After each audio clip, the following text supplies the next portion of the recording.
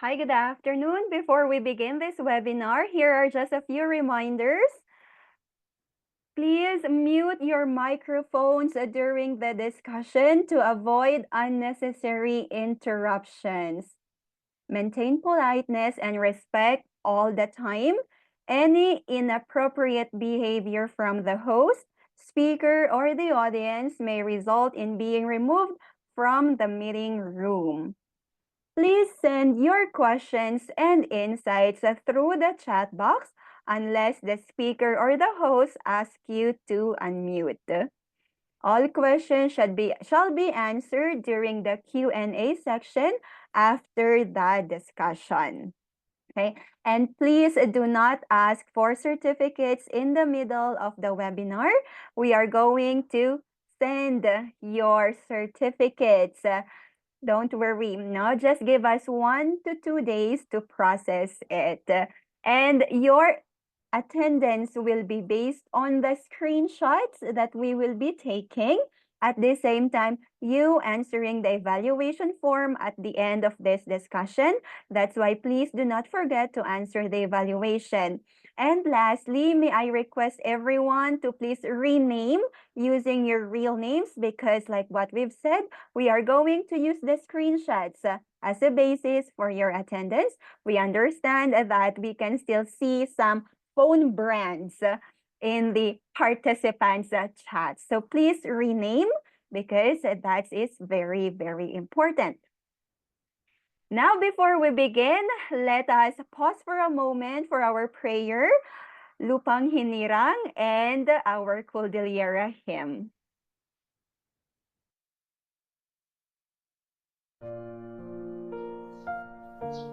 Almighty and Heavenly Father, whose wisdom and grace are immeasurable, we implore your power and presence to be with us daily. We ask for your protection and guidance for our organization, Cordillera Young Leaders Club, and all its activities and endeavors. May safety, wisdom, and provisions be upon the participants, organizers, partners, and all people who are involved. Let your Holy Spirit be with us, that victory and goodwill will always be on our side. We thank you so much for every step and every blessing. This is our prayer. Through your mighty name, Jesus Christ. Amen. Ang pambansang awit ng Pilipinas. Kayang magiliw, helas ng sinakanan, alam ng puso, sa titik mo'y buhay. Lupang hinirang, kuya ka ng magiting, sa manlulupin, di ka pasisingil, sa nagagang tutok sa simoy at sa langit kong pagaw, ay hinatang tula, kawin sa pagkayang minamahal, ang isang lang patawad mo'y tagumpay na naghihindig, ang bituin at araw niya kailan pang ay di magtitingin. Lupa ng araw ng walhagit pagsinta, buhay langit sa piling mo.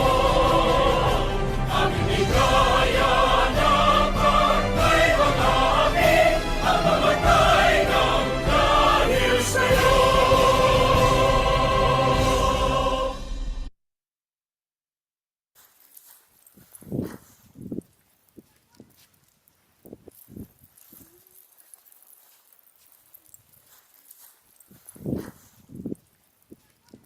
Cradled by majestic mountains, blessed with nature's flowing fountains, blooming flowers and verdant hills, is a region of murmuring rills. Here the freedom-loving people, strong our bond is hard to topple. For our freedom we rise and fight, our priceless ancestral birthright. Cordillera, region of wonder,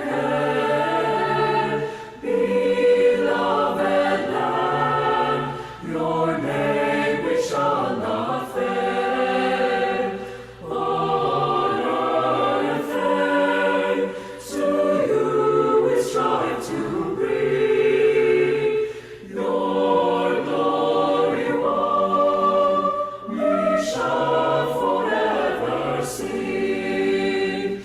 'Neath the skies the rains may gather, angry clouds may crazily wander, but the sun shines forever fair as we climb up the golden stairs. Dreams of peace, of oneness and progress, cherished hopes the region presents, striving to build a brighter dawn for our children to call their own. Cordillera, region of wonderland, beloved land, your name we shall not fail. On earth reign, to you we strive to bring your glory one, we shall forever sing.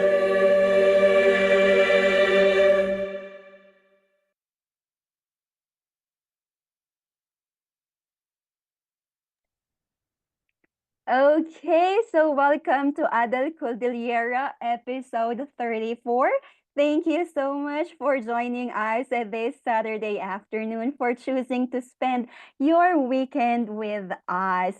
Before we begin, let's just do a little bit of a warm up. May I request everyone now give me a thumbs up if you are students, and give me a heart react if you are already working.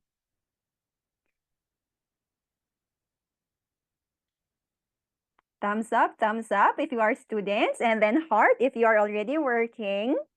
Let me see. Okay. Thank you so much for participating. Now, on the chat box, may I know, please write your province or city. I want to know where our participants are from. Please use the chat box, type your city or province. Tacloban. How about the others? Coronadal, as far as Mindanao, Camarines, Camarines Norte. Wow, ang dami nating participants from Camarines. Thank you so much, guys, for finding us as well.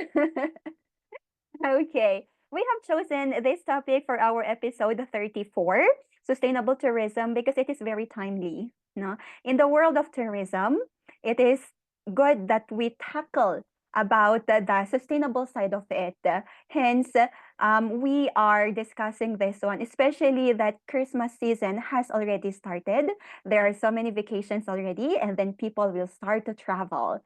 And it's just right now from us to learn more about sustainable tourism. I think most of you are in the tourism business. If not in the tourism business, you are studying tourism. Am I correct? Give me a thumbs up if I'm correct. Yes. Okay. So it's so nice, no, that we expand our knowledge about this one. Now, just to check, let me see how well we understand this topic, no? I will be calling random people. Don't worry, madali lang naman yung mga questions.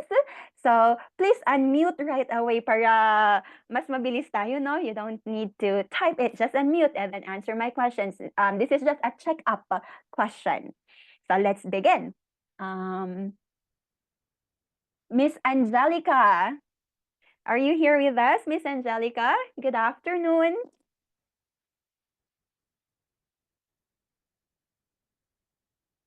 Angelica Nicole. While waiting for Miss Angelica to unmute, to fix herself, maybe, or her voice, it is stated in our procedure, no, that we are going to stop admitting participants 15 minutes after we have started the event. So if your friends are not yet inside, if your classmates are not yet inside, I think it's better that you start looking for them because failure to attend this seminar means no certificate. Okay? So Miss Angelica, are you already ready? Hi.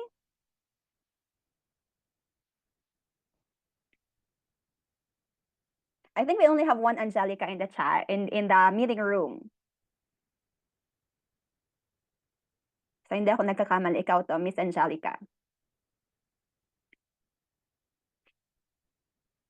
Going once, twice, thrice. Okay, so let's just move on to the next. Yung kapangalan ko, itayo mo ang pangalan natin, Jessica. Miss Jessica Say. You can just unmute. Hello po, good afternoon. Good afternoon, how are you? Kinakabahan po. How's the weather in your place? Sakto lang. Sakto lang. Where are you from? Camarines Norte po. Camarines Norte. Okay, so eto lang. Are you a student or already working? Yes po. Student po. A student. Okay, so na-observe mo ba in your place if your government is promoting sustainable tourism? Actually po, hindi. Oh, diretso yung sagot. Hindi. Hindi po. Okay, I see. So since we're already talking about tourism areas, no, about tourism, I should say, could you please tell me what are the tourism sites in your place? Tourism, since po nasa Camarines Norte kami, wala po gaanong tourism sites po. Maybe sa Bagasbas po. Okay, I see. Miss Jessica, may I know, Camarines Norte, dito ba yung province ni VP Lenny? Ala, hindi ko po. Or sa Naga? Saan bang Naga? Ay, Kamsur po. Camarines Sur. Kamsur. Okay, I see. All right. So there you go. All right. Thank you so much for being honest, Miss Jessica, for saying that. Hindi pa pina-practice. Or maybe there are programs but they are not just as open at the moment doon sa mga programs nila. Okay, so Miss Jessica, since ikaw yung unang sumagot, please choose another person. Ayan. Ayan daw. Sino? Si ano po? Si Eman po, Emmanuel Matreo. Wow, okay. Thank you, Emmanuel. You're summoned by Miss Jessica. Hello, good afternoon. Good afternoon po. Okay. So, let me know. Taga saan po kayo? I'm from Camarines Norte din po. Classmates kayo? Opo. More than classmates. Oh, ginawa ng issue. Nagtatanong lang ako. Okay, I have a question, no? Based sa mga usapan ninyo inside the classroom, sa mga lectures ninyo, discussions, or maybe things, no, that you see on the internet, what do you think is one good tourism practice from any place? I think yung ano po, yung core values po, which is mas magugustuhan po ng mga turista if yung mga pinupuntahan nilang places is bukod po doon sa magagandang places is yung ano po, yung ugali po ng mga tao, kung paano po sila pakitunguhan, which is mas matatandaan po nila din, babalik-balikan po nila. Okay, I see. So part of visiting a place is the people that we reach there. Thank you so much, Sir Emmanuel. So okay, mukhang nakapag-warm up na tayo. Now let's begin with our webinar. So allow me to introduce our speaker for today. Okay. She is a national champion for tourism startup competition that happened in UP Diliman this November with their topic, Future-Proofing the Industry Through Green Tourism, Youth for Tourism and Hospitality International Conference. She is the national champion in the Philippine meetings incentive travel, conferences or conventions and exhibitions, or MICE Youth Challenge, presenting Spice Con events entry in Pampanga this August. And because being the national champion, she represented the Philippines in AFICA, Asia meetings, incentive travel, conferences, and conventions and exhibitions youth challenge in Kuala Lumpur, Malaysia. Again, this November. So she just came from Malaysia. And during this competition, she and her team won fourth place. So, ladies and gentlemen, may I present to you our speaker for today, Mary Jennifer M. Molsho.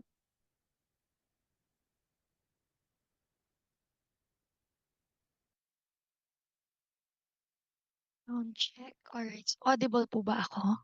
Yes? Ayan. So, magso-sorry na ako kaagad kasi namaos po ako. So, medyo nahihirapan yung boses ko, but I hope maintindihan niyo pa rin kung ano man yung i-discuss natin today. Alright? So, I hope nakatulong yung paggamit ko ng microphone para mas lumakas yung boses ko, no? So, I'm very grateful, no, na nagkaroon tayo ng episode with CYLC or Adal Cordy that is related to tourism, no? Sustainable tourism. So, before we dive in to the discussion, I would like to check kung gaano kalawak yung knowledge ninyo sa tourism industry ng Philippines, no? So, magkakaroon agad tayo ng quiz agad-agad. Let me go ahead and share my screen.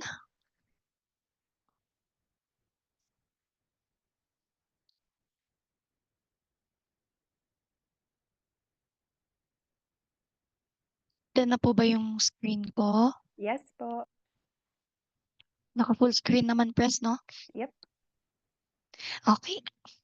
So, I have a few questions here, and whoever gets to answer 12 questions correctly will be receiving a GCash prize. No, so I will be giving you 10 seconds to raise your hands if you want to answer or if you know the answer. You shall find the reaction bottom part of your screen. So you will find there the option to raise your hand. I will not acknowledge answers from the chat box. I encourage you guys to please raise your hands and then I'll call your name. Please go off mute and share your answer. No, we are in the tourism industry, so dapat confident kayo lahat and you have the initiative para magsalita. Okay? Ayan. So bibigyan ko kayo ng 10 seconds to give your answer or to think of your answer. And then, kailangang dalawang correct answers para ma-sendan ko kayo ng GCash prize ninyo. Okay? So, let's go ahead and check kung ano yung first question. Let me just set the timer pala to 10 seconds. All right. So we're all familiar, I assume, since we are in the tourism industry, we're all familiar with the UNESCO World Heritage Sites. So the Philippines have 6 UNESCO World Heritage Sites. I want you to give me at least 3 UNESCO World Heritage Sites in the Philippines. Your timer starts now.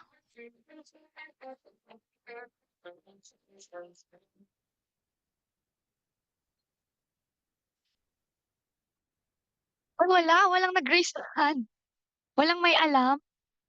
Wala bang familiar sa World Heritage Sites ng Philippines? Ay nako, very wrong. You're from the tourism industry, guys, ha? Okay, Miss Kyle, tama ba? Kyle Manzon. Yes, ma'am. Ma'am, Rice Terraces of Ifugao, ma'am. Right there, sa Ifugao, ano pa? Yung sa Vigan, yung historic city nila, ma'am. Anong pangalan? Wait, ma'am. Oh, another guess. Ma'am, yun lang. Wala na? Okay, let's see Ate Kashika. Nakita ko nag-raise siya ng hand. Tatlo give me 3 UNESCO World Heritage Sites. Good afternoon po. Yung historic town of Vigan po, tas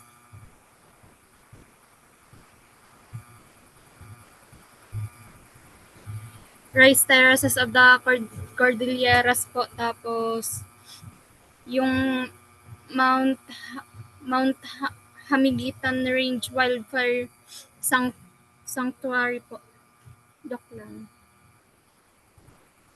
Anong pangalan nung dun sa vegan?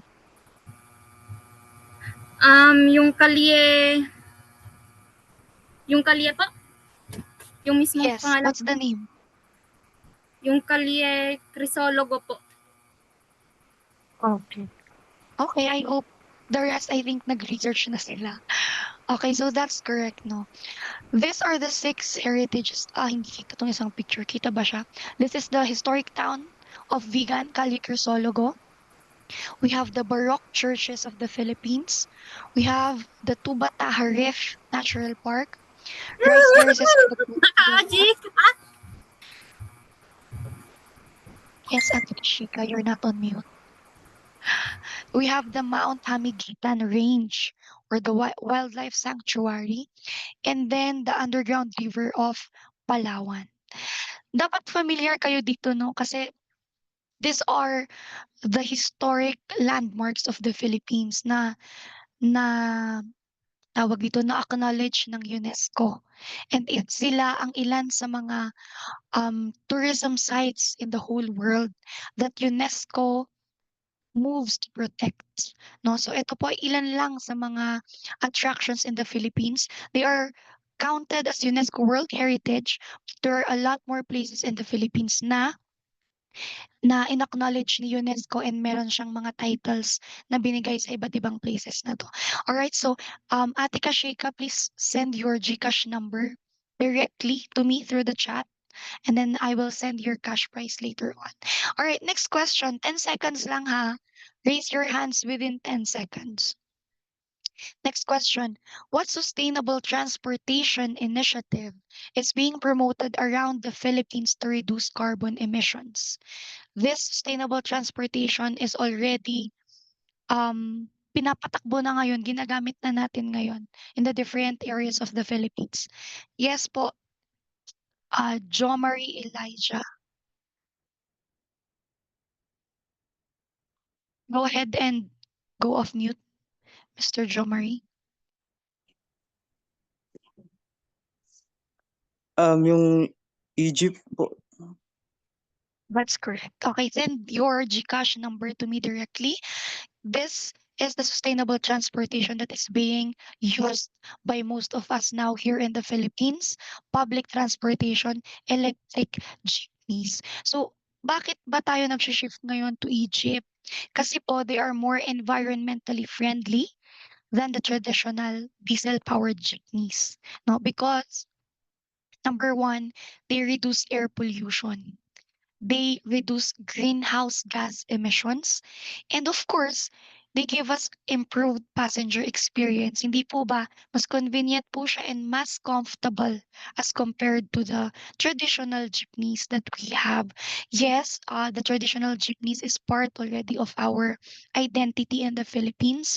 However, as we transition to sustainable practices po, kailangan nating i-consider kung saan po tayo mas magbe-benefit, especially yung environment po natin.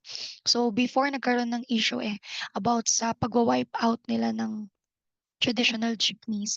However, when I realized or I get to learn kung ano ba yung purpose, bakit tayo nag-shift to e-jeepneys, ang dami po niyang benefits. So let's support sustainable practices. Let's hindi man siya agad-agad matatanggap ng public. However, as they learn to understand yung positive benefits po ng mga sustainable practices, mas maintindihan nila, mas they will also learn to accept and practice these sustainable practices. No? Next, examples lang to ng mga Egypts in the different areas of the Philippines. All right, next question. What sustainable transport option is being promoted in Intramuros, Manila, particularly in Intramuros only? Nakita ko may registrant tayo from NCR. I hope you'd be able to answer this question. Yes po, Emmanuel. Di ko lang po sure. Kalesa po. Wrong. Palesa is the traditional one, di ba? This new transportation device is being used in Intramuros is bago lang po siya. It's for public use din siya. Yes, Jo Marie. Cycling po. Bicycles. What particular kind of bicycle? Ah, yung normal po na bike lang. Ganun. Hindi po. Hindi po yung normal na bike. Yes, Sir Roy. Last chance. Sir Roy, go ahead and share your answer. Yung para pong sa e-bike po or padjak po. Tawag po kasi sa sur, mga ganun-ganun po. E-bike. Or Electric bike. padjak. Tama. Okay. It's not also the correct answer.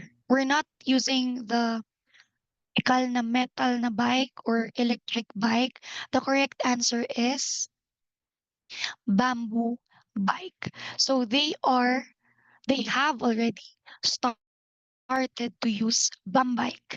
It was introduced by Bambike Eco Tour in Manila. Bakit they shifted to use this? Because they believe that this is a more sustainable product.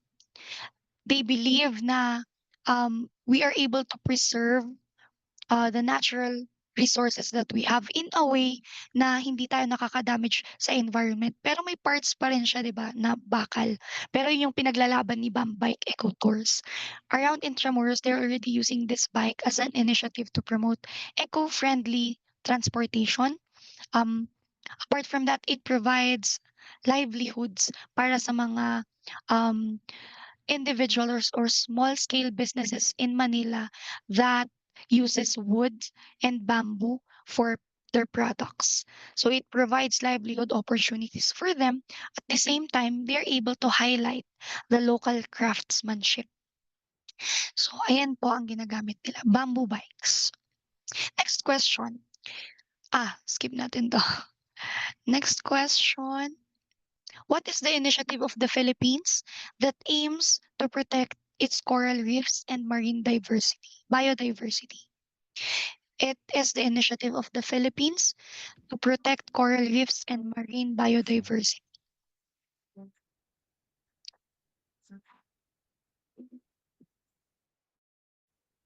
Walang nakakaalam. The answer is MPA or Marine Protected Area. It is the initiative of the Philippines to protect its coral reefs and marine biodiversity.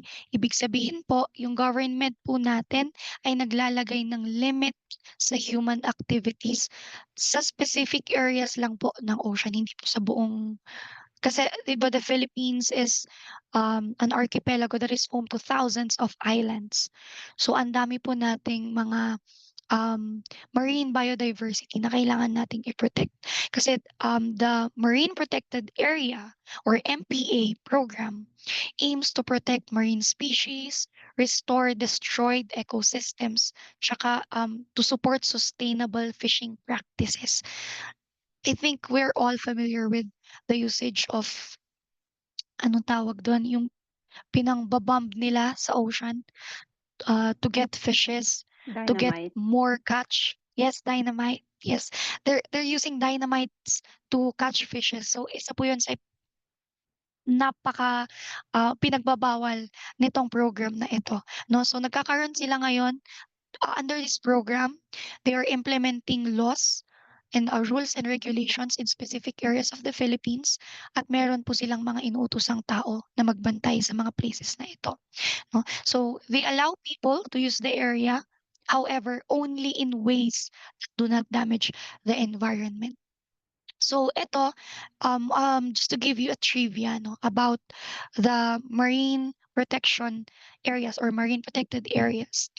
The Philippines is part of the Coral Triangle initiative on coral reefs, fisheries, and food security, or the so-called CTI-CFF, Coral Triangle Initiatives on Coral Reefs, Fisheries, and Food Security. This is a multilateral partnership of the 6 countries that you can see on screen. They're working together for sustainable management of marine natural resources. No? So they have this program to address crucial issues such as food security, climate change, and marine biodiversity. So they're focused more on the ocean. Food security in ways that yung mga pagkain na nakukuha po natin sa marine life. No? So we are part of this CTI or Coral Triangle Initiative. And as you can see, pinakamadaming black dots is in the Philippines. Kasi we have over 550 marine protected areas in the Philippines. 'Di ba? We have more than 7,000 islands. So napakarami nating kailangang protektahang marine life or marine ecosystem dito sa ating bansa. So we're lucky enough that we have this program na pagkakaisa nitong 6 countries na ito. All right. Next question. Which designation did UNESCO grant to Baguio City? Whoever is familiar, what did UNESCO call Baguio City? Not the summer capital of the Philippines. It's the title of Baguio City, yung summer capital of the Philippines. We have a title that we got from UNESCO. Wala. Wala makakasagot. All right. So the city of Baguio was given the title Creative City. Ito po. So it was given by the UNESCO. It was designated as UNESCO Creative City in 2017. So Baguio City po ang pinakaunang city na napabilang sa Creative City Network ng UNESCO. And the specific title for that one is Creative City of Crafts and Folk Arts. Because Baguio is so rich in their culture and they were able to preserve all of this. At hanggang ngayon po, they still practice and have programs that protect their culture and traditions. So, meron na tayong tatlo. So I'm not sure if some of you are already familiar, but right now we have 3 cities that is part of the creative cities under UNESCO. Baguio is the first one, Creative City of Crafts and Folk Arts. We now have also Cebu, which is the Creative City of Design. And that was declared only on 2019. And then just this year, na-declare po si Iloilo City as a UNESCO Creative City of Gastronomy. Ayan. So, Pinoy Pride. You should be familiar of these things, no? Lalo na tayong mga galing sa tourism industry. All right, so let's go ahead and discuss about sustainable tourism. So my topic is about advancing sustainable tourism through innovation and community action. Bakit innovation? Ladies and gentlemen, we are now shifting to Industry 5.0 kung saan nagda-thrive na po ang AI, robots, technology, anything that uses digital solutions. No? So we have to keep up with the development of the industry. Try nating i-utilize din itong technology sa pag-develop or pag-improve ng practices natin sa tourism. And of course, community action. Bakit? Tayo-tayo lang naman din po ang magtutulungan para ma-implement natin ang sustainable tourism. And tayo, as students or professionals under the tourism industry, we are the ones who are supposed to be trying to come up with innovative solutions, innovative ideas that will definitely help our community. All right. So, ano nga ba ang sustainable tourism?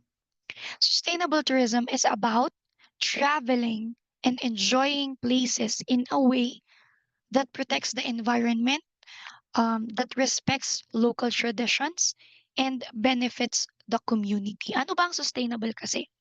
Sustainable, ibig sabihin po nun, we are using our resources wisely and responsibly so that they last for a long time. Para po hindi lang ngayon natin siya na-enjoy at napapakinabangan, we have to practice sustainable tourism para in the future generations will also be able to enjoy what we enjoy today. No? So sustainability, it means it is meeting our needs today without harming the environment. Because sustainability focuses on balance. Therefore, sustainable tourism focuses on balancing the growth of tourism businesses by supporting communities while being able to preserve culture and take care of our environment. So that is the basic definition of sustainable tourism. Growth and development while taking care of our environment. No? So what are the key principles of sustainable tourism? We have three: environmental care, cultural preservation, and economic benefits. When we say environmental care, of course, we are not leaving negative impacts in the environment. Dapat we are able to conserve the natural resources, we protect the wildlife, we respect the wildlife, we minimize the waste. No? So environmental care encourages practices that are eco-friendly, like eco-friendly travel, energy efficiency, and responsible waste management. Kapag eco-friendly travel, ibig sabihin ko nun, yung mga practices na ginagawa natin is hindi gaanong nakaka-damage sa environment. Say for example, instead of using your private cars to visit a destination or an attraction, use public transportation instead. Kasi yung public transportation, given na yan, andyan na sila sa kalsada. Bakit ka pa dadagdag? Ano? And it's a good thing we now have electronic jeepneys. So make use of those electronic jeepneys that the government has provided to us. Right? Next, cultural preservation. Cultural preservation emphasizes respecting and safeguarding our local traditions, our language, our art, our history. Ibig sabihin po, nire-respeto natin at pine-preserve natin yung culture natin. So, sustainable tourism encourages travelers to appreciate and support the culture of the people who are in that place. No? We ensure na hindi natin mababastos or ma-offend yung mga tao dun sa lugar na binivisit natin. Okay? Next, economic benefits. Sustainable tourism promotes local economic growth by creating jobs, supporting local businesses, and fostering community development.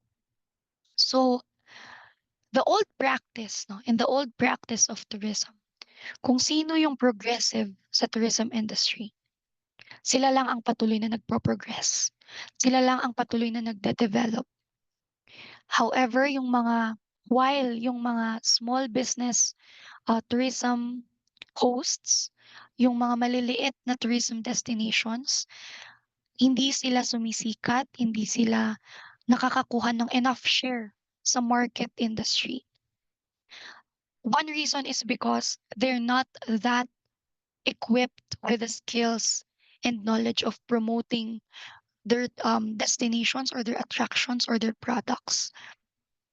And sometimes hindi sila nabibigyan ng enough support by the government or enough support by the government. Ayan. So isa to sa mga naging projects ng DOT ngayon, giving trainings, and accreditations to community villages, tourism villages, or small scale businesses that contribute to the tourism industry. No? So, yan po yung tatlong key principles ng sustainable tourism. Now, why is it relevant for us to understand tourism? Why is it important for us to learn more about sustainable practices and actually implement this? Isabuhay natin siya.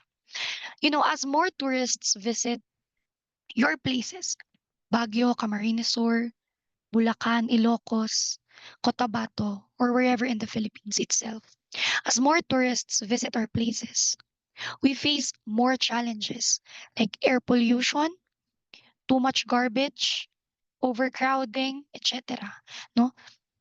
So, by encouraging you guys, the youth, the community, to take part in sustainable tourism, we encourage eco-friendly tourism, responsible travel habits, where you can be part of na kayo mismo yung mag-implement, kayo mismo yung mag-initiate to help protect our own provinces or cities' natural beauty and our environment.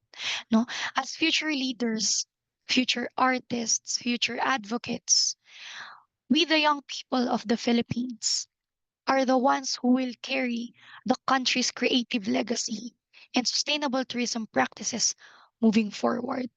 Tayo po yung magpapatuloy sa mga nasimulan ng ating government, ng ating community, na creative legacy. Bakit ko siya tinawag na country's creative legacy? Because we were recognized by UNESCO because of our creativity, because of our ability to preserve our arts, our crafts, our history, our culture, our traditions. No? So, sana hindi siya mawala.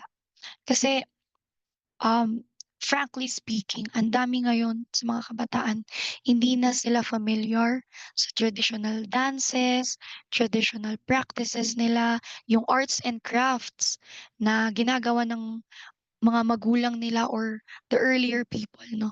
Iilan na lang yung natitirang may alam kung paano gawin yun. And our culture and traditions are the reason why we were recognized. Our culture and traditions are the ones that made these places attractions or destinations. So we have to preserve them, no? So that is the very important role of the youth or us, the young people in the Philippines, no? Now, tourism is one of the fastest growing industries in the world. So if we do not practice sustainable practices or sustainable tourism practices, we are giving or we are having the risk to cause significant harm to the environment and our culture. So now, ito yung mga challenges na makakaharap natin or nakakaharap na natin ngayon sa tourism industry. Number one, overcrowding. Di ba very evident, very obvious. Nakikita natin siya sa napakaraming tourist destinations or tourist attractions. Overcrowding happens when too many visitors visit a destination with no limit. Kayo mismo na hosts or the hosts, sila mismo na mga hosts or owners ng establishments or attractions, private man or public, hindi nila kinokontrol yung influx ng tourists. Hindi nila kinokontrol yung pagpasok ng tourists doon sa destination. That is why nagkakaroon tayo ng overcrowding. Here are examples no, of pictures of overcrowding. This is in Mines View in Baguio City. Is the picture showing or hindi? Hindi po. Hindi. Hindi po, hindi po. Let me fast refresh.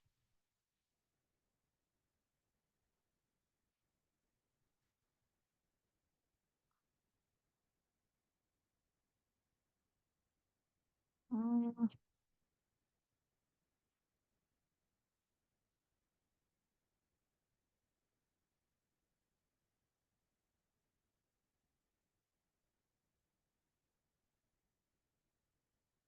okay, I'm gonna reshare my screen.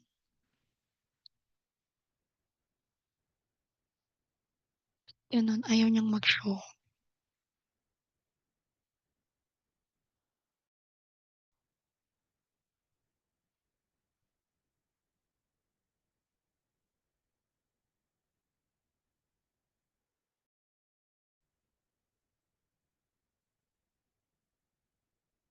One second, please bear with me.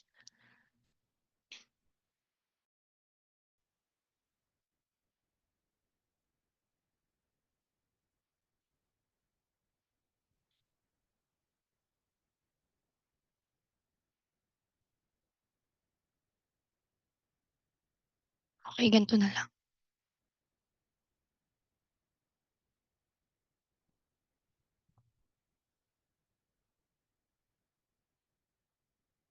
Are you able to see my screen? Yes, okay na. Show na po yung photos. Okay. So here is an example of an overcrowded tourism attraction. This is in Mines View City. And this photo is taken by Ishmael, posted in a blogging site, Filipino Sojourner. So this was before pandemic. Imagine you're visiting a destination, no, para ma-view mo yung beauty. Kaya nga siya Mines View. Um, it's it's it's a place for you to view nature or the beautiful um or the beauty of the Mines View. Ano, tapos punong-puno siya ng tao. May enjoy mo pa ba yan? You have to wait or you should be in queue to wait no for your turn to take a photo in a specific spot na may magandang background. So, eto sa mga naging problems before. And I think hanggang ngayon, ilan pa rin sa mga tourist attractions here in Baguio City are still experiencing this problem. And for sure, in other destinations din in the Philippines. Next one, are you familiar of this destination? Ayaw niya magpakita.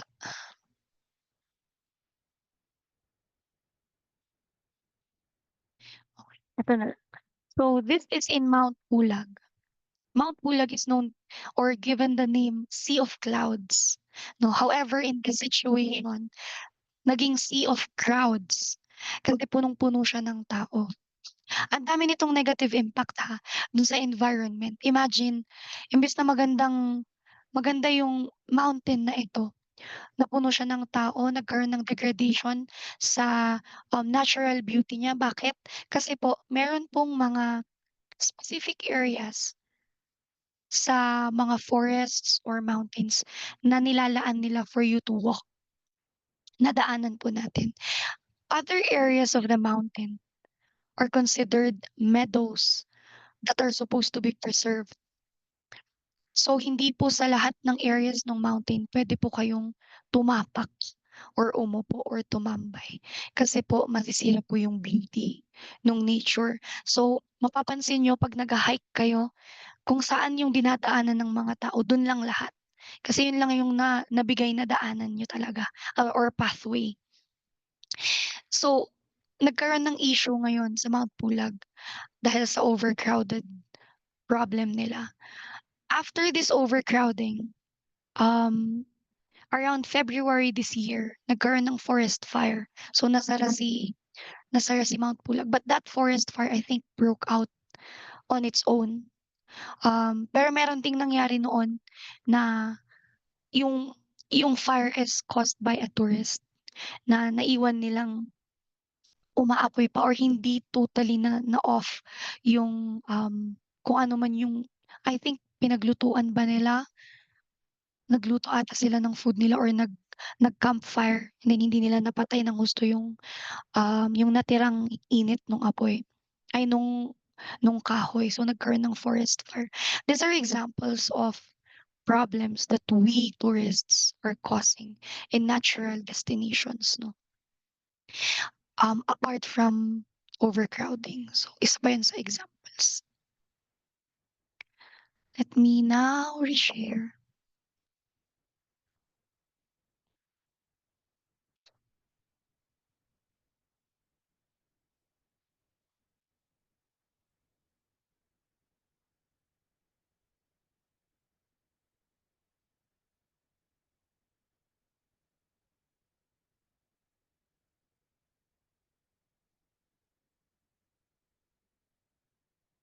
Okay. Apart from overcrowding, economic imbalances, the challenges that we face in the tourism industry. When we talk about economic imbalances, it talks about generating money from the tourism industry. However, hindi lahat nakikinabang. Nabanggit natin kanina, only the progressive destinations are the ones only the progressive tourism attractions are the ones gaining share from the market or the tourism market. So karamihan sa mga liblib na lugar na maganda rin namang tourism attractions or destinations, hindi sila nakikinabang totally. Another one, cultural erosion, ibig sabihin po niyan, the local traditions and customs of a place gets lost or nawawala yung authenticity niya or yung purpose niya or yung real meaning niya. Say for example, a cultural dance that is meant to be performed as a Thanksgiving ritual, or a cultural dance that is meant to be performed as a courtship ritual or a courtship dance. Ngayon, pino-perform na lang natin siya for entertainment. Pino-perform na lang siya para sa knowledge ng iba or to share it to others. However, hindi na siya pino-perform for its original purpose. So, isa yung example ng cultural erosion that is happening right now in our industry. Another one, traffic congestion na siya ng overcrowding, especially in cities, no? Isa to sa mga main problems natin. Next one, environmental pollution, kaya nang nabanggit natin kanina. Overdevelopment. When we talk about overdevelopment, ibig sabihin po niyan, we keep on constructing buildings or tourism sites na sumusobra na sa capacity ng isang destination or ng isang city or isang province. There are unregulated constructions happening in the city that can harm the sustainability of the place. Kasi it puts pressure on the resources. Anong resources? Yung mga water, electricity, and the rest, no? When too many built without proper planning, it can overcrowd the area, it can cause traffic, it can cause environmental degradation. It harms the environment, no? As more structures are added, it becomes harder to manage our resources properly and could affect, of course, yung quality of living din ng mga locals dun sa lugar na yun. What else? Infrastructure strain. Ibig sabihin po niyan sa sobrang dami or because of overcrowding, say for example dyan sa picture, yung MRT or LRT or yung train, siksikan na siya, masyado ng madaming tao. Kasi, or hindi na comfortable kasi masyado ng madaming tao. Another example is, say for example, sa isang tourist attraction, no?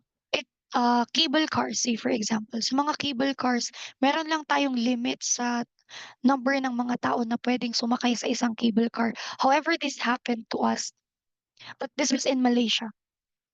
One cable car should only contain 10 packs kasi yun lang yung nakalagay na limit niya.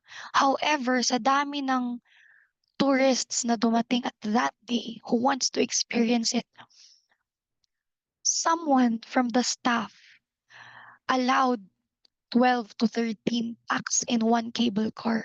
And that poses risk not only to the tourism attraction itself, but most importantly, dun sa mga tourists na andun. What if bumigay yung cable car dahil sa infrastructure strain because of overcrowding? No? So this is an example of a problem in tourism. Next, seasonal tourism dependency. Example po dyan, Baguio City, Boracay, destinations who rely on or who gets more tourists or more tourist influx during dry season, during summer. Kasi because of Baguio, cool climate, 'di ba, sa Baguio. So during summer gusto nilang umakyat kasi malamig, or sa Boracay, it's beach time kasi it's summer. And then after summer or after the dry season, biglang bababa yung number ng tourists na pupunta sa place nila. So yung mga businesses or establishments na nagre-rely dito sa tourist influx during these times, nagkakaroon sila ng decline in profit during off-peak seasons. So we will discuss later on examples ng mga solutions na pwede nilang gawin for these challenges. Loss of cultural heritage, nabanggit natin kanina, nakakalimutan kung ano yung original purpose ng mga tradition or practices or performances. Climate change, same with environmental pollution, nagkakaroon tayo ng problem because of all the rest of the challenges that we mentioned, no? Because of the changing weather patterns, it impacts the city's agricultural and tourism sectors, which rely heavily on the climate or yung seasonal um, factors nila, like the cool climate or the beach na sa summer lang gaano nagpitik. Okay, so now that you have heard about the different challenges that is present in the tourism industry, we will be grouping you into 4 groups. And I need you to identify the challenges that you see in your own cities or provinces. Pick a destination and identify the challenges that they are facing. And then, mamili kayo ng isa lang na sa tingin nyo mas ma-explain ninyo. Try to explain bakit nyo nasabing ito yung challenge na nafe-face nitong destination na to. Magbigay kayo ng concrete example or situation na nakita nyo na ganito yung nangyari. And then, try to identify the cause of this problem or this challenge. Bakit kaya na-encounter ng destination na ito yung problem na to? Ano yung hindi nila ginawa or ano yung ginawa nila na nag-cause ng problem na to? Alright? So I will give you only 8 minutes to do this. Just brainstorm. Choose a destination. Ano yung challenge na nakikita nyo doon? Ano yung nag-cause ng challenge na yun? And give a concrete example or situation. Alright? So, let me go ahead and press or sinong tech natin. Yes, already. Can you set the timer for the breakout 8 minutes?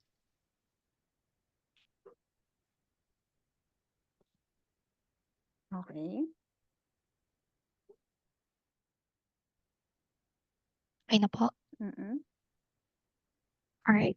I'll go ahead and open the rooms. I encourage everyone to please participate. No, mag-brainstorm kayo because later on we're going to discuss about this. So, okay, I'll give the instructions to the committee after I send them in the rooms. And before I send you inside the breakout rooms, meron po ba kayong tanong sa activity?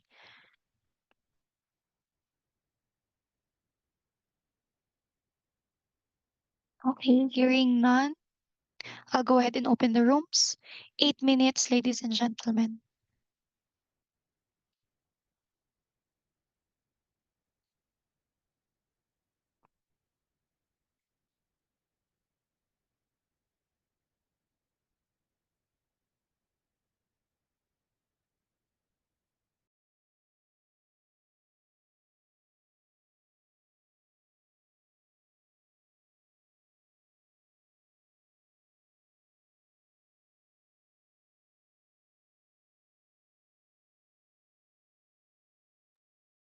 If you see an invite that popped up on your screen, please accept para makapasok po kayo sa breakout rooms.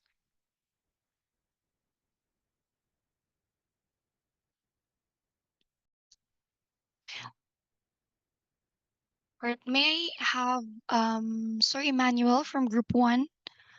Could you share with us ano yung nabanggit mo rin lang kanina about the chosen destination and the problem? The problem po is yung environmental pollution po, and the chosen tourist destination po is dito po sa amin is yung Bagasbas po, which is dahil po sa sobrang daming tao, lalo na po paghapon, yung mga basura po nila is hindi po nila nadidispose ng maayos, kaya po nagko-cause ng environmental pollution. Yun lang po. Thank you. Okay, thank you so much. How about group 2? Sinong representative ninyo?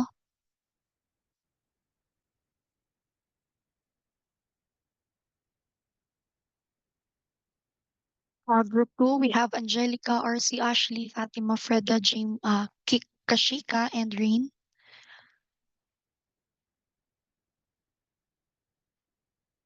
Sino po sa inyo pwedeng mag-share? Ma'am, Yes po, RC. mabuhay po. Siguro po, since I came from Baguio po, yung overcrowding po, as you said po no example kanina. And yun po is parang nare-regulate yung number of visitors, which leads issues like environmental degradation po, strain on local resources, and diminished experience for tourists. And dumadami po yung tourist dito sa Baguio ng peak season, which is nakaka-apekto siya and nagle-lead siya ng heavy traffic and population and overcrowded attraction po. Na nagiging sa amin na kaming mga locals is nahihirapan kumilos like ganun.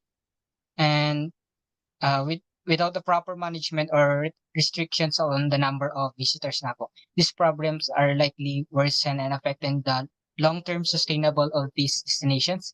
And yun nga yung the main causes is the lack of visitors management and over promotions po. Okay, thank you so much, Sir RC.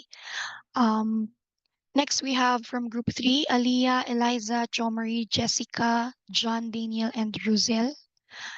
Any representative?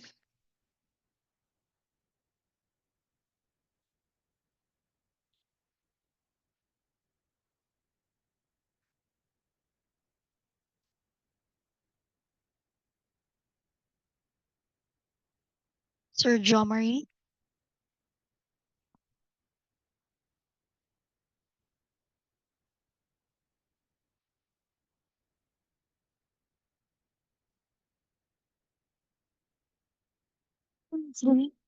For group 3, there were girls talking earlier and then taking down notes daw.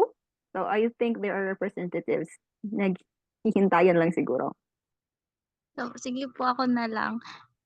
Ano po, sorry na ako agad. Kasi po, yung sa first group din po, kasi parehas po kami ng napiling place. Kasi wala naman po talagang tourist spot dito sa Camarines Norte, which is Bagasbas lang po. Then, same lang din po kami na nagawang explanation.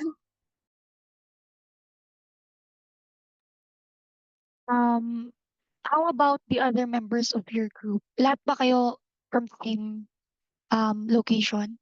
Yes po. Pero po mayroon kaming isang hindi ka-same ng location. Sino? Name drop mo na. Si ano po, si Miss Rose Jean T. Melta.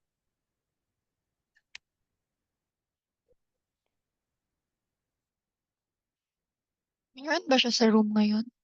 I don't see her name sa... Andito po siya sa room. Ma'am Rose? Andyan ka po ba? From what city or province ka po? South po. Ano po? South Cotabato? Yes po. Okay. Meron ka bang nakikitang tourism problems doon sa province ninyo? Wait lang.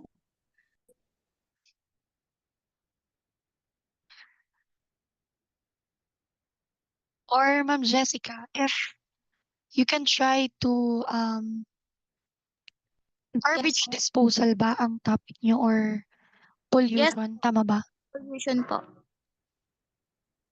Oh, pollution in what particular category? Water pollution, air pollution, or Water garbage? pollution po.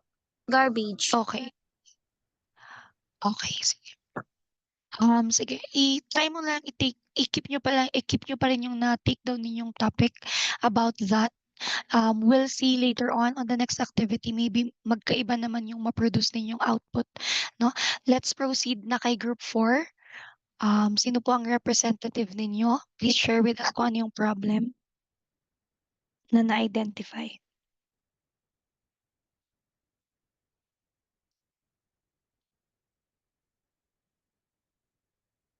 Anybody from group 4? Sa group 4, ang alam ko lalaki yung mag-represent sa kanila eh. Kailangan talaga natin sila. Oo eh, Pilitin naghihintayan kasi magsalita. sila. Huwag niyo na ako pahirapan, guys. Paus na ako. Anybody? Magvo-voluntold na ako. Miss Christine Jill. Kindly share with us kung may napag-usapan man kayo or sa'yo personally, ano yung mga na-observe mong challenges sa lugar ninyo or in a destination sa lugar ninyo.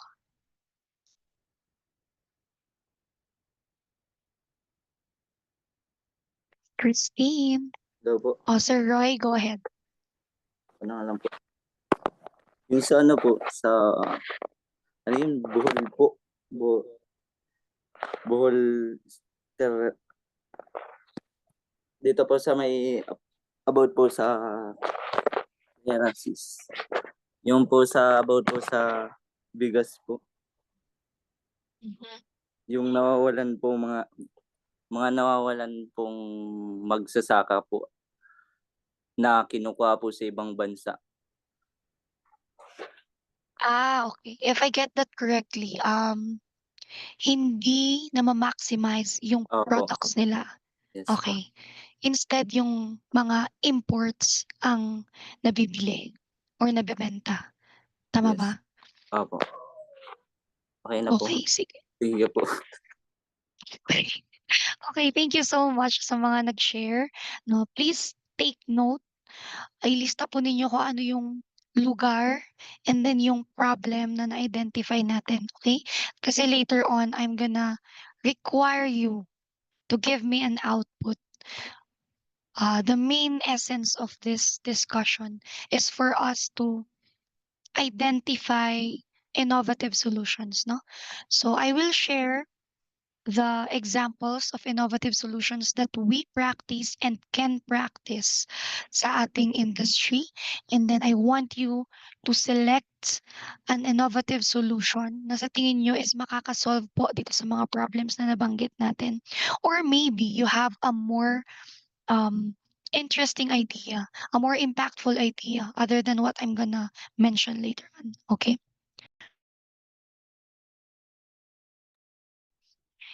All right, let me just reshare my screen.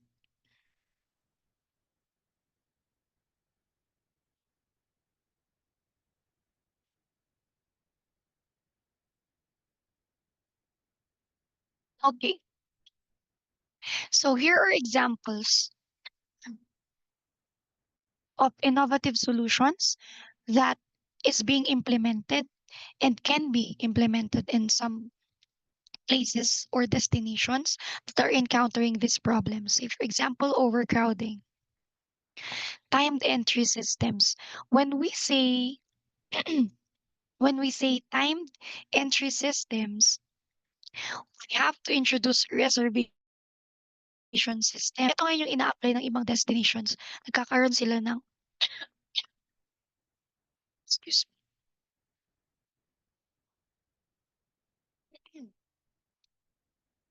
Nagkakaroon sila ng booking system kung tawagin, no? So merong mga restaurants, spa, activity destinations na nagre-require ng reservation para makapasok kayo. Bakit? They're requiring reservation in order for them to control the number of tourists or customers that enter their establishment or their village, ganyan. So, isa po to sa mga possible na i-implement din ng mga ibang establishments. Next is spread out attractions. When we say spread out attractions, dapat hindi tayo nakafocus sa city-centered attractions. Ito na yung nabanggit ko kanina. Kung sino yung mga nasa city, sino yung mga established na, progressive na, sila at sila ang pinupuntahan ng mga turista. So sila lang ang nagbe-benefit sa tourism industry. Say for example, in Benguet, we have a lot of tourism destinations here and tourist attractions. Ang pinakang nakikilala lang or sikat is the attractions that are located in Baguio City. And Strawberry Farm sa La Trinidad and other areas. However, hindi alam ng mga outsiders na turista na ang dami pang ibang tourist attractions na nagkalat sa Benguet. They are not promoted well, kaya hindi sila napupuntahan. So when we say spread out attractions, we do initiatives like promotion, helping these host communities to promote their tourism products para yung ibang turista, hindi sila mag-flock sa isang destination or attraction. Lumipat sila doon, mag-visit sila doon sa ibang attractions kasi ang dami nilang pwedeng ma-experience, ang dami nilang pwedeng ma-discover. Apart from the oversaturated attractions already in the city center. No? Next, ecotourism education. Ibig sabihin, we educate tourists on responsible travel behavior, such as leaving no trace and respecting nature. Later on, I'm gonna share with you the seven principles of leave no trace. Next, under economic imbalances. Possible solutions empower local entrepreneurs, profit sharing models, and community-based tourism. Ito, merong place sa heart ko ang community-based tourism. This is what put me in the position of being a national champion. Ibinita namin ang community-based tourism sa UP Diliman, sa Clark, Pampanga, and even in Malaysia. Community-based tourism, let me share. Saglit. Pakita ko sa inyo yung example ng project na pre-propose namin for community-based tourism. So this is us in the Youth for Tourism and Hospitality Challenge in UP Diliman. Ibinida namin ang 260 tourism villages that is spread across the globe. And in the Philippines, meron tayong ilan villages. However, most of the tourism villages are found in the Cordilleras. We have 20 active tourism villages in the Cordilleras. Tourism villages, ladies and gentlemen, mako-consider ka lang pong tourism village kapag you possess the 5 A's of tourism. Dapat alam nyo yung 5 A's of tourism lalo na kung mga estudyante kayo under the tourism industry. 5 A's, accommodation, activities, amenities, accessibility, and actors. Dapat lahat po ito present sa isang tourism village para ma-declare ka at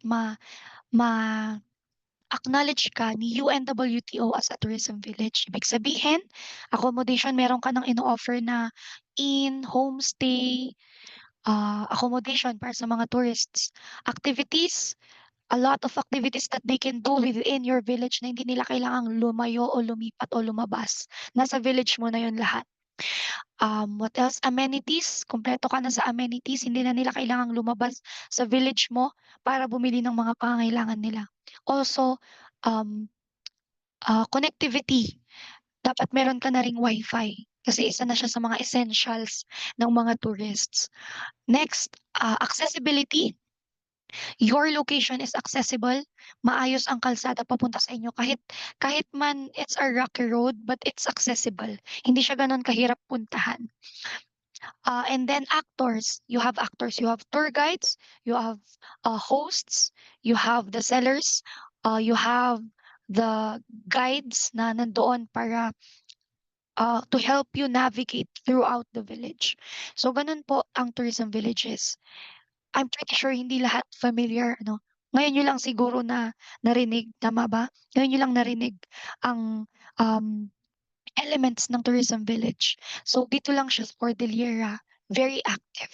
That's why the Department of Tourism has already, conducted competitions para sa best tourism villages. Bakit?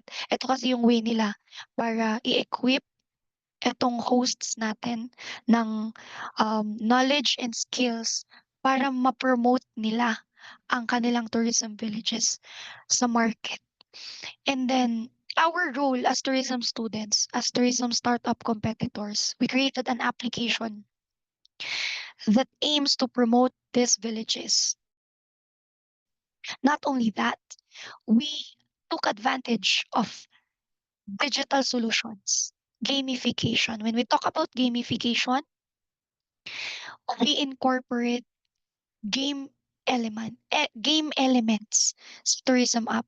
So, mga existing tourism apps like Klook, Traveloka, etc. na kung saan ka pwedeng mag-book ng tours or accommodations for you to visit.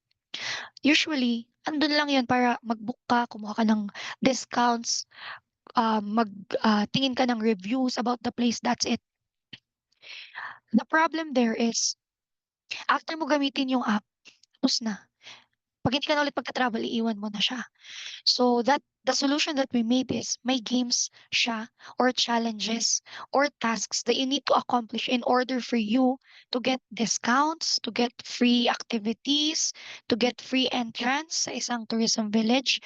And it encourages tourists to visit these rural communities or villages. So it's a very effective way of promoting cultural experiences or cultural attractions sa market. Aside from that, we are able to distribute, yung nabanggit natin kanina, we are able to distribute the income, profit sharing. Hindi lang si City Center ang kumikita sa tourism industry. Hindi lang si hiking ang kumikita sa tourism industry tapos yung ibang activities na papabayaan kasi hindi ginagawa ng tourists or hindi familiar yung tourists. They never heard of it, so they don't try these activities. They only do the activities that are already overhyped by social media. Ito po yung role natin as innovators, no? We help promote tourism attractions in a way na nakakatulong tayo by what? Profit sharing, promoting them, etc. Okay? Next, cultural erosion. Examples of innovative solutions, authentic cultural tours. Have the hosts or locals themselves, have them facilitate or give the experience to the tourists. Ang nangyayari kasi, say for example, I'm a tour guide. I am not from Ilocos Sur or Camarines Sur or Cotabato. I am not from your area. Pero ako ang gumagawa ng itineraries, ng tourism experiences, tourism products na gusto kong i-offer sa tourists. Sa akin nila bibilhin, and then dadalhin ko sila sa lugar ninyo to experience it. And then parang share na lang ang nabibigay ko sa inyo. Hindi kayo yung totally na nakikinabang. Ako, as a tour guide or as a tourism agency, na hindi naman talaga taga doon sa lugar na yun. Ito yung isa sa mga problems na gusto nating i-solve, no? Kayo sana mismo na locals or sila mismo na locals ang mag-host ng tourism activities and makinabang sa market ng tourism. Ayan. So, authentic cultural tours, syempre, nothing is more authentic than the ones who live in there themselves. Sila mismo na may alam ng culture, ng tradition, ng practices, sila ang makakabigay sa'yo ng authentic experience. So, we help them create innovative solutions that are going to give much benefit to the locals rather than outsiders.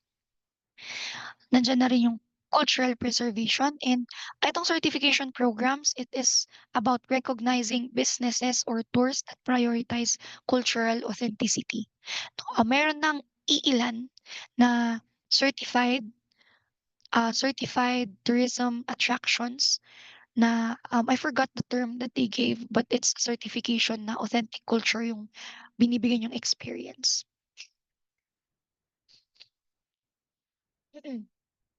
This is the example of the application that we made. So we made sure na all the attractions or activities present in one village is masusubukan ng lahat ng tourists. Parang ano, yung mga games nyo sa phone, no? Like Candy Crush, di ba may mga levels yon. Before you get to the next level, kailangan ma-accomplish mo tong isa or matry mo tong isang level. So yun yung idea na ginawa namin sa tourism app na ito. Okay, next is for traffic congestion. Green transportation initiatives. Example na po dito yung Egypt na ginagamit natin ngayon, yung eco-friendly bicycles, yung bamboo bicycle ng Intramuros, Manila. These are examples of green transportation initiatives. Next, traffic management apps. Merong isa na na-develop na under the University of the Cordilleras and is undergoing curation. Kino-curate pa lang nila and tinatry nila if magiging effective siya. So the goal is for you to be able to, for the app, be able to provide real-time traffic updates and suggest alternative routes. So say for example, if you are in one destination, meron kang pupuntahan na attraction or meron kang an attraction. And then, yung route na familiar ka is super traffic or the common route is super traffic. Magbibigay yung app sa'yo ng alternative route na pwede mong i-take para mas maiwasan mo yung traffic. Yan, example yan. Next, under overdevelopment, may fireworks na nagaganap. Sorry, naririnig nyo ba? I hope hindi nakaka-distract. Okay, so overdevelopment, example ng mga solutions, strict zoning laws. This is about enforcing regulations or limiting construction in ecologically sensitive areas. Say for example, meron kayong park na sumisikat na and then they're trying to extend yung nasasakop ng park na yun. Pero tong area na to is a sensitive area kasi may wildlife, merong merong natural na ganda na hindi na dapat magalaw kasi masisira lang kapag in-extend pa ninyo yung attraction na to. A concrete example here is one of you asked sa registration form, what is my take on what do you call this? Yung about dun sa Manila Bay. Let me just back read. So there was a question. The question was, what can you say about the reclamation project in MOA? I am against it. Personally, as an advocate of sustainable tourism, I am against it. For those who do not know, a reclamation project means you are going to reclaim an area and fill it with land. Fill it with land in order for you to be able to put up an establishment or a building. And that was the plan in Manila Bay. If you were able to see videos, reels, or TikTok videos na yung tinatambayan ng mga tao dun sa Manila Bay. Maraming tumatambay dun, di ba? It's because of the beautiful sunset, ganyan. Parang nagmumuni-muni sila dun, tambayan ng mga tao yon. And I don't know why. The government see it as a useless space. Walang pakinabang na space. So they want to give purpose sa space na yon. And to give purpose to that space, they want to reclaim it by filling it with land. Yung sa dulo na part nung Manila Bay. They want to fill it with land and then palalakihin nila, I think, yung MOA. Na-approval na siya pero madaming against that project. And it is happening as well in other areas in the Philippines. They want to justify it by saying na it will provide jobs to people, etc. However, the aim of sustainable tourism is just to provide more jobs and to encourage development in the tourism industry. However, we have to reconsider our decisions kapag nakaka-harm na siya sa environment. Imagine kung ano yung magiging um, negative impacts ng pagla-landfill nila doon sa area na yun ng Manila Bay. And imagine din yung magiging impact sa kanila. Madalas doon mag-cause ng baha, 'di ba, sa banda na yun. Lalo pag malakas ang bagyo. Sila din mismo ang makaka-experience ng impact. The establishment will experience the negative impacts of climate change. And the fact na ang daming may wildlife doon eh, 'di ba? May existing wildlife doon sa Manila Bay and mawawalan sila ng habitat, mawawalan sila ng place na kung saan sila laging pumupunta. So, to answer your question, I am really against it because it is not sustainable. I don't see any reason or kahit anong i-justify nilang reason. It's not sustainable. So, eto yung isang pinopromote ni sustainable tourism na sana yung mga projects na i-implement natin for development is not beneficial only for today, but in the long run. Long-term benefits dapat yung tinitignan natin. Alright? Next, saan na tayo? Urban planning, rehabilitation projects. Nangyari to, rehabilitation project, nangyari siya doon din sa Manila Bay, right? Nung nilinisan nila, the problem is, it was a one-time, big-time project. Ni-rehabilitate nga nila. Pero ngayon, ganun ulit. Punong-puno ulit ng basura. So, the rehabilitation project, sana in the future, ang mga ma-implement na gantong project is kumbaga, commitment. I-rehabilitate nyo siya and then i-maintain nyo siya. Hindi yung i-rehabilitate nyo lang minsanan, tapos after ng project, tapos na. And then the people are just gonna keep doing what they do with no discipline. Tapon lang ulit ng basura anywhere. Next, loss of cultural heritage. What solutions can we propose? Waste, asan na tayo? Environmental pollution. Sorry. Environmental pollution. What solutions can we propose? Waste management programs. Gas-gas na siya pero isa siya sa mga mahahalagang programs na ma-implement continually. Kasi continually tayo nagpo-produce ng basura. So dapat continually din tayong gumagawa ng innovative solutions in a way na mamamanage natin ang wastes natin. Green certifications, there are businesses existing already, hotels, restaurants that are green certified. Bakit? They were incentivized by the government to adopt an eco-friendly practice. So in order for you to receive incentives, money, ladies and gentlemen, in order for you to receive money support from the government, meron kang requirements para ma-certify as a green certified establishment. Hindi siya nangyayari sa lahat pero may specific governments na gumagawa nito sa kanilang mga lugar. Incentivized businesses para i-implement nila and i-maintain nila ang paggamit ng mga eco-friendly materials, eco-friendly practices para makatulong sa pag-lessen ng negative impacts to the environment. This includes yung paggamit ng mga single-use plastics na of course dini-discourage natin ngayon. Better use aluminum cutleries, silverwares, plates.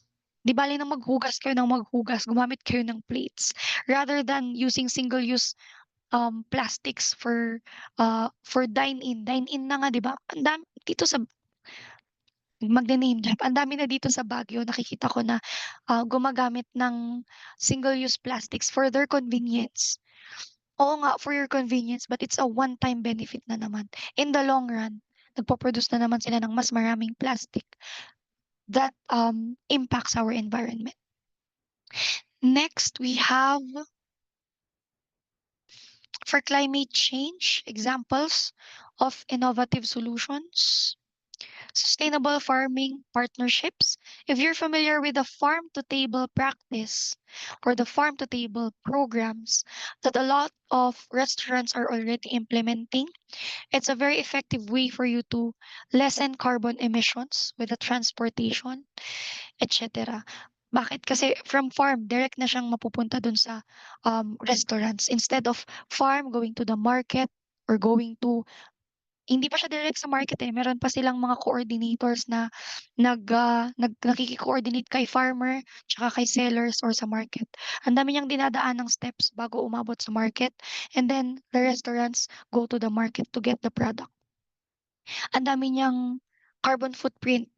So the farm to table initiative aims to lessen that by directly supplying the farm products to the restaurants. Apart from that, nagkakaroon sila ng they get insured na the products are what they expect to receive.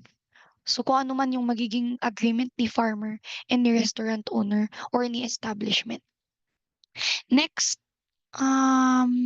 carbon offset programs. This encourages tourists to participate in tree planting, support renewable energy projects.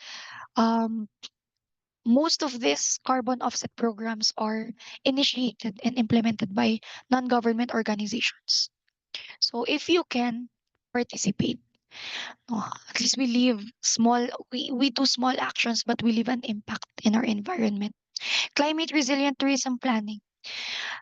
This means we design attractions and facilities that can adapt to changing weather conditions. It's a big time solution that is meant for bigger people na may kayang gawin siya, but it's a good plan, it's a good suggestion as an innovative solution. Examples nito is yung mga shaded walkways or indoor gardens. Another concrete example is in Malaysia. What they do is meron silang overpass na enclosed na may wala siyang aircon pero at least may bubong siya, 'di ba? So kahit maglakad ka from one location to another, you're protected from sunlight or from init ng araw. Apart from that, it is connected to the different establishments around you.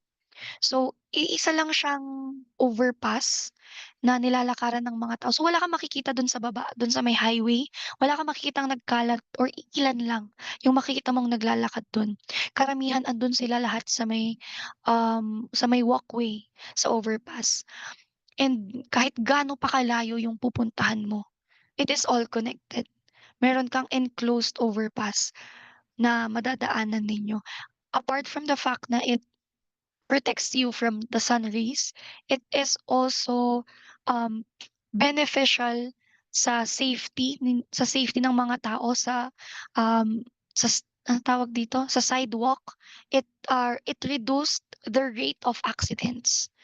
No, another one is napakaganda ng design nung overpass nila or nung walkway nila. So nagiging tourist attraction na rin siya. And ini-encourage niya ang mga tao na maglakad. No, so there are a lot of benefits or impacts ng walkways or climate resilient tourism planning. Next we have infrastructure strain. Possible solutions: capacity building investments, upgrade and expand public facilities like water supply systems, roads, public toilets. Na-example natin kanina yung sa may MRT, di ba? Sa MRT nila siksikan na lahat or sa train, siksikan na sila lahat. Inconvenient na tapos kulang-kulang na sa space. So, ang daming nade-delay sa kung saan man sila pupunta kasi kulang na yung train. So, ngayon, in Manila, I think we now have three trains, LRT, MRT, tsaka yung bagong gawa nila. So that's one action of capacity building investment. Smart tourism infrastructure, the use of technology to monitor and manage infrastructure's usage in real time. Off-peak promotions, ito na yung isa to sa solutions sa seasonal tourism din. Magkaroon kayo ng mga promotional activities or promotional movements sa isang destination, sa isang establishment, sa isang tourism product during off-peak seasons in order for them to kumita kahit hindi summer, kahit hindi dry season. Next is diversify your offerings. Yun, sana magkaroon ng different products ang isang attraction. Say for example, if you were built only for winter, then hindi ka kikita during other season. So you have to innovate products, tourism services that you can offer to tourists during other seasons. Wag kang mag-rely lang sa iisang season.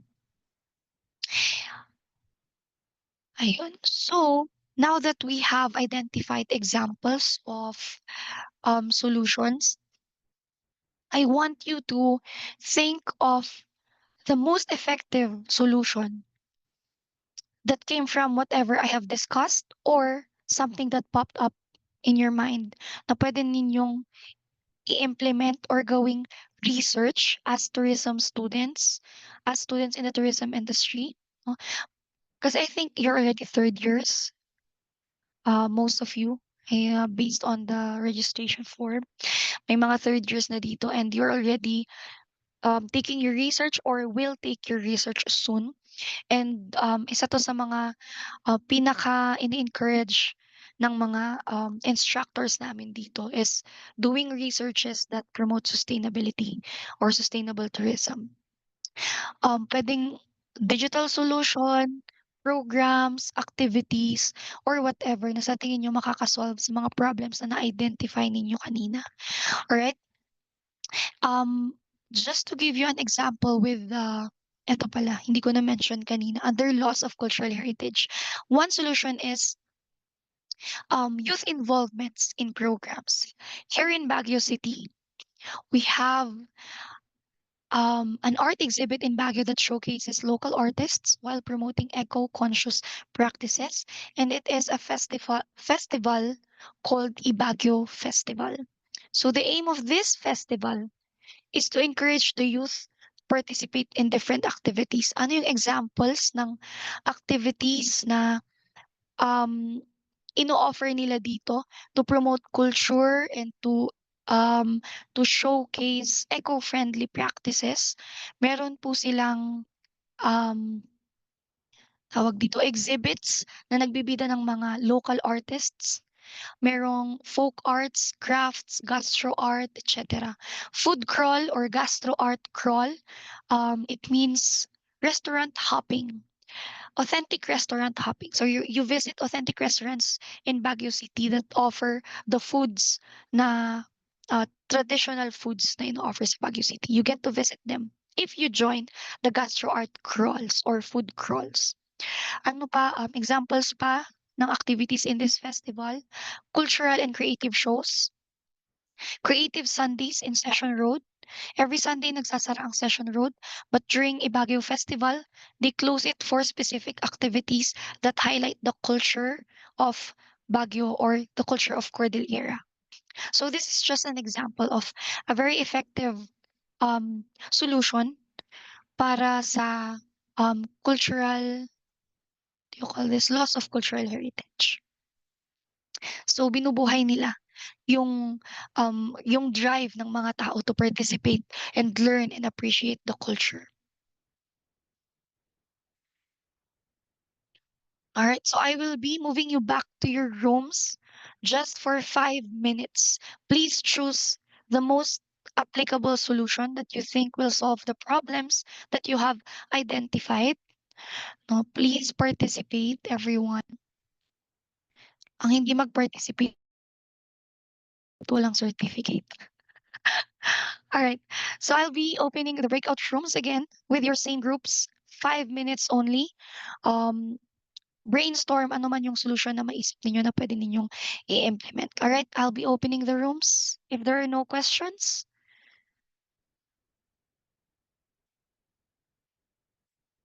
None. All right, I'll be opening the rooms now and we'll be joining the rooms to check your Wait lang, may gusto yatang magtanong. progress. Sorry, yes?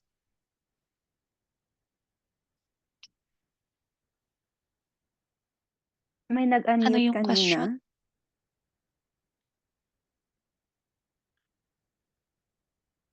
Okay, baka wala na siya.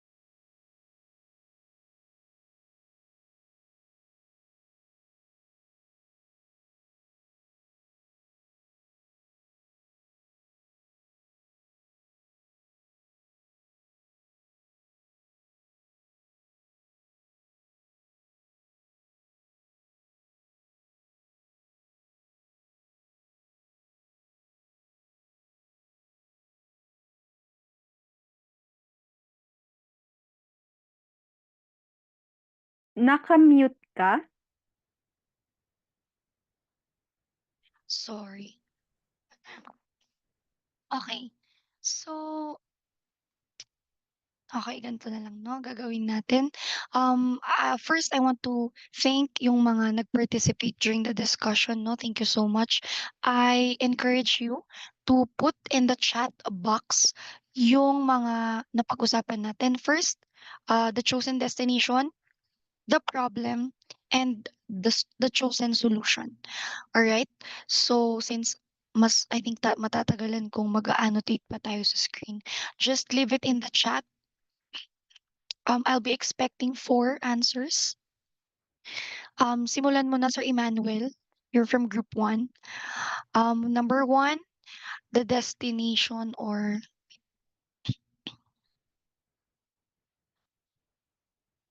destination. And then number 2, the problem. Number 3, the solution. Please leave it in the chat.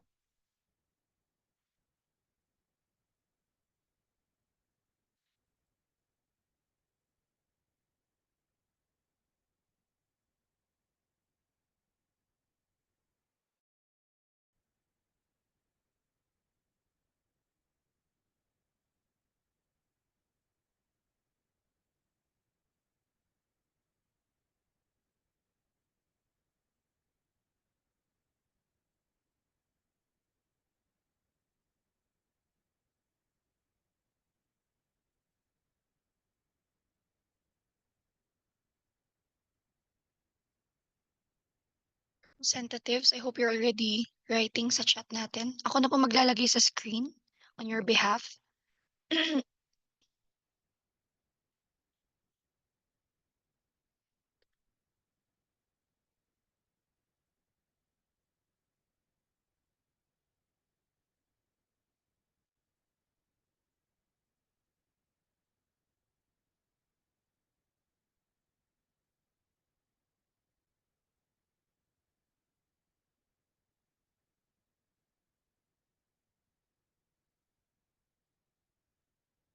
We have group 1. How about the rest?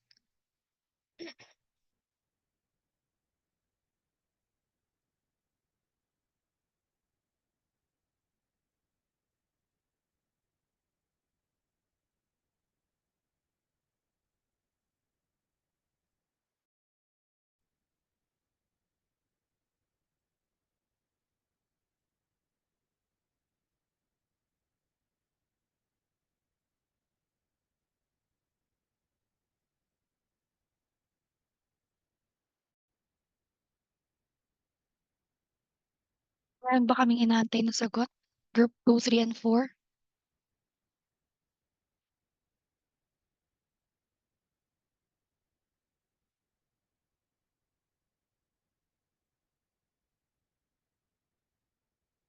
Group 2, sino yung sumagot kanina, Sir RC? Okay, we now have group 3.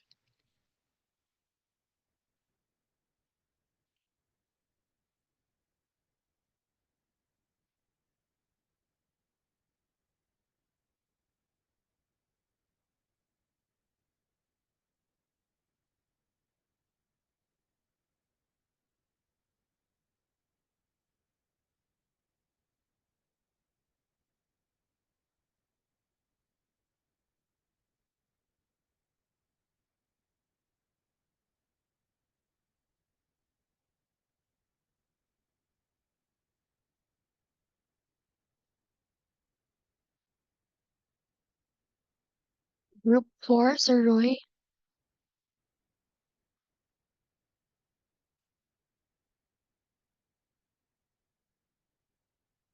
Wait lang po, ma'am.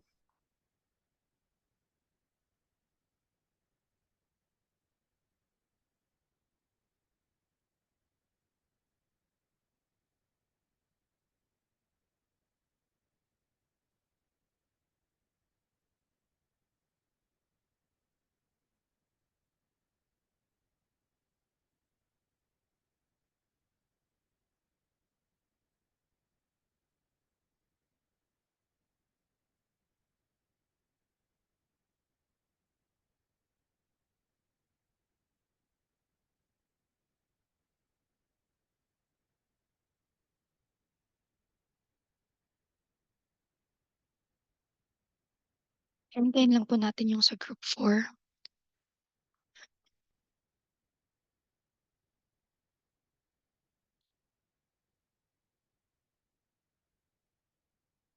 Ayan. So while waiting for group 4 to share their um, chosen destination, the problem identified, and the solution that is proposed, I would just like to give you the final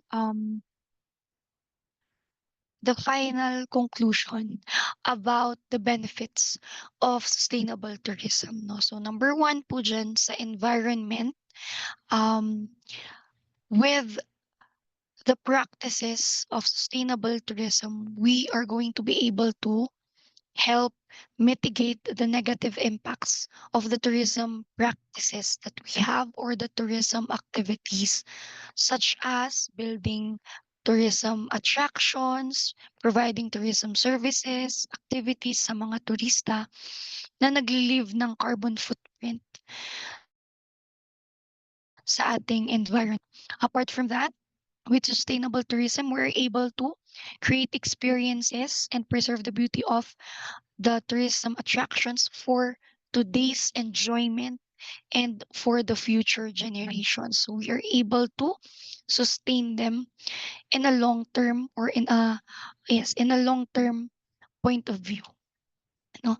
So I hope you learn to appreciate sustainable tourism, embrace it, and put it to life by practicing it yourself. No? And then try to discover more innovative solutions that you can propose because there are a lot of opportunities in the tourism industry under the Department of Information and Communications Technology and the DOT. They have programs, competitions, fundings that support innovative solutions. So if you have innovative ideas, pwedeng-pwede nyo pong ilatag yan dito sa iba't ibang government sectors that promote tourism or sustainable tourism. Right? So we now have the answer of group 4. Let me just input their answer here so that we're able to document kung ano man po yung natutunan ninyo for today. Alright. So, I'll go ahead and take a screenshot lang po saglit. Ayan. So, let's go ahead and proceed with the final quote that I want you to keep in mind. No?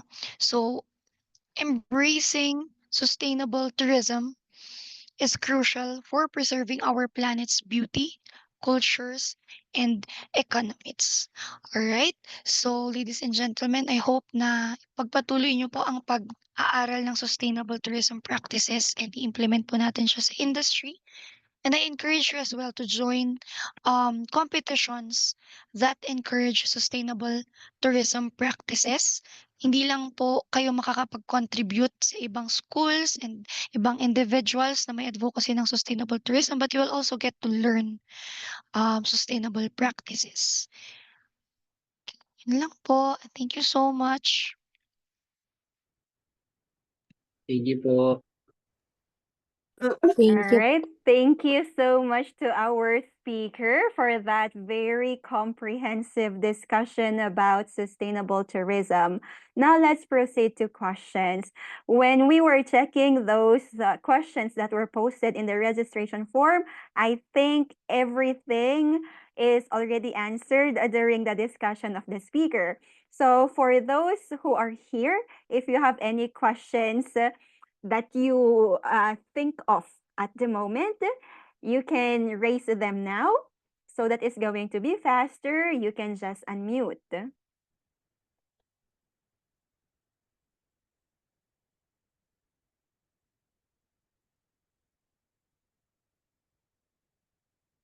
Going once, going twice, going thrice. Okay, hearing none, then we are going to close the question and answer session for this meeting. Should you have any question that you could think of after this, baka kailangan nyo ng processing time, I think you can just send a message to our speaker. If it's okay with you, Jen, could you please share your contact details to our participants?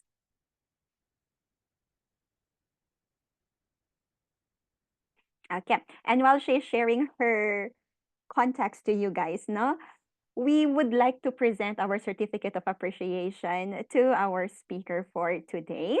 Thank you so much, Jen, Mary Jennifer M. Walsha, for being our resource speaker for Adult Caldera episode 34, Advancing Sustainable Tourism Through Innovation and Community Action, organized by CYLC this November 23, 2024. Your service helped in forwarding the goal of the organization by discussing timely and relevant topics through online information sharing.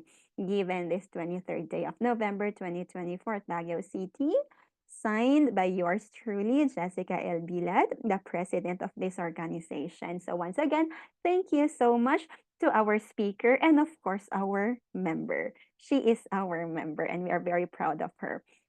So there you go.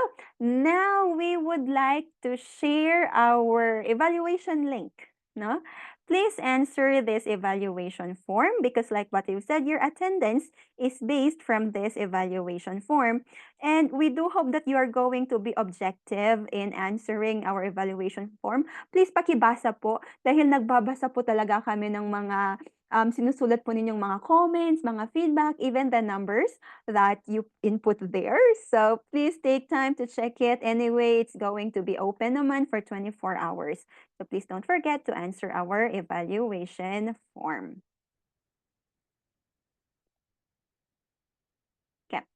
There, we also sent the link in the chat box. Okay, so while you are answering the evaluation form, we would just like to give a few announcements of our upcoming activities. First one is the Panagyaman. This is actually an ongoing offer of Adult Caldera to our repeat participants. So if you were able to complete 10 episodes of Adult Caldera from episode 1 up until now, 10 episodes mo, minimum of 10 episodes, you can actually apply sa aming offer. We are going to give you a voucher that you can use to register for free until episode 50. So, bawing-bawi po yung registration fee ninyo ng 10 episodes kapag ginamit nyo po yung voucher namin until episode 50. So, this is our way of saying thank you to our participants. And then happening next weekend na po, our Mount Pulag hike. This is actually the cheapest Mount Pulag hike that you can find, no? Because this is part of our tourism program. It is not for profit. We just want to show to people the beauty of Mount Pulag. That's why we are offering this tour. So sa inyo, if you want to come visit us, no, maybe you can join our Mount Pulag hike on November 29 to 30. I think meron pang 2 or 3 slots sa event na to. Next.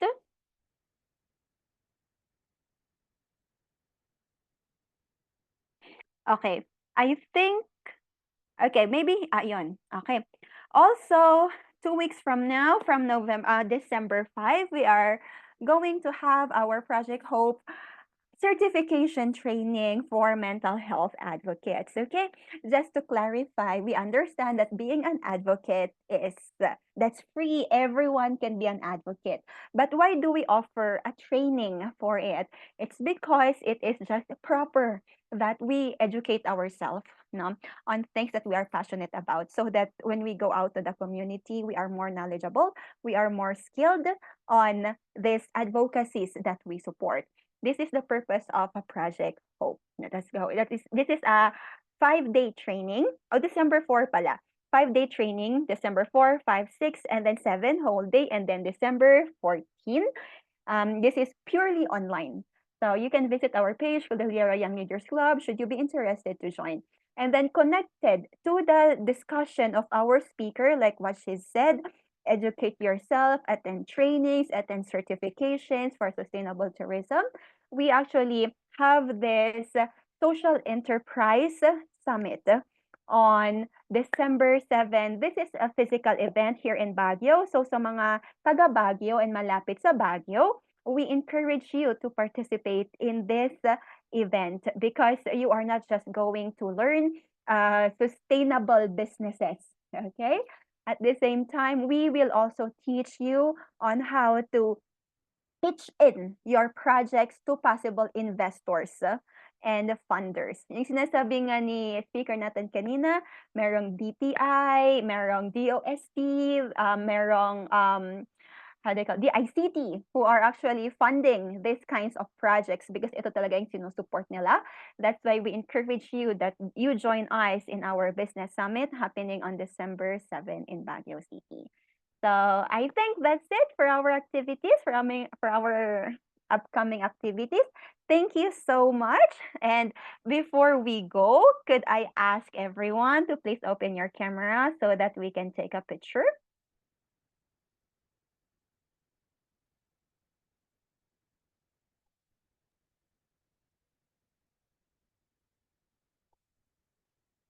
While we are waiting for the others, I just want to say thank you to everyone who helped us in making Adal Cordillera possible, to our Secretariat Sherilyn, to our Tech Jamil, to our hosts and our speakers, and of course to you guys, to our participants.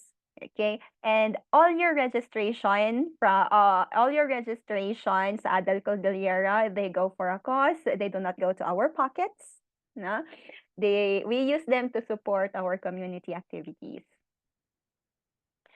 Okay, please open. This is going to be 2 shots lang naman.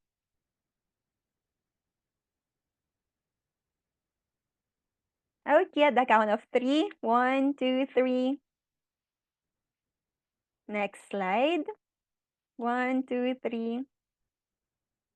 There you go. And again, thank you so much. And we hope to see you in our next episode. Please follow us on Facebook, Adal Cordillera. Until next time, see you and have a good evening. Bye for now. Thank you.